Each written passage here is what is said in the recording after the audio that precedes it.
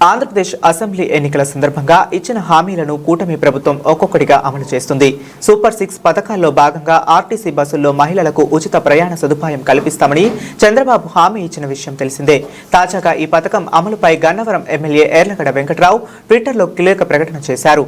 వచ్చే సంక్రాంతి నుండి free journey అమలు చేస్తామని, దీనికోసం ఆర్టీసీ ఏర్పాట్లు చేస్తుందని ట్వీట్ చేశారు. పథకం అమలు వల్ల బస్సుల్లో రద్దీ పెరిగే అవకాశం ఉండటంతో కొత్త బస్సులు కొనుగోలు చేయాలని ఆర్టీసీ నిర్ణయించిందని చెప్పారు. ఇందుకోసం ముఖ్యమంత్రి చంద్రబాబుకు ఆర్టీసీ ఉన్నతాధికారులు ప్రతిపాదనలు పంపించారు. సీఎం వాటిని పరిశీలిస్తున్నారని తెలిపారు. మహిళలకు ఉచిత ప్రయాణం కారణంగా ఆటో డ్రైవర్లు నష్టపోకూడదని ప్రభుత్వం భావిస్తుందని, దీనికి అనుగుణంగా పథకం విధి విధానాలు రూపొందిస్తున్నామని ఎర్లగడ్డ పేర్కొన్నారు.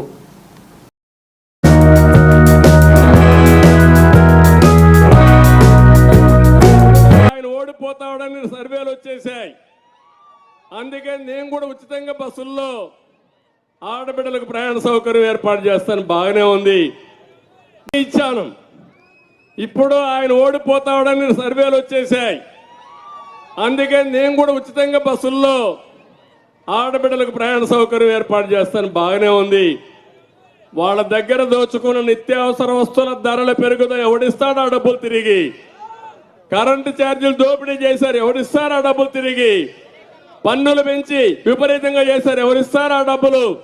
ఇసుకలో దందా చేశావు, ఆ డబ్బులు తిరిగి ఎవరిస్తారు? మద్యాన్ని అమ్ముకొని వాళ్ళ జీవితాలు నాశనం చేశావు.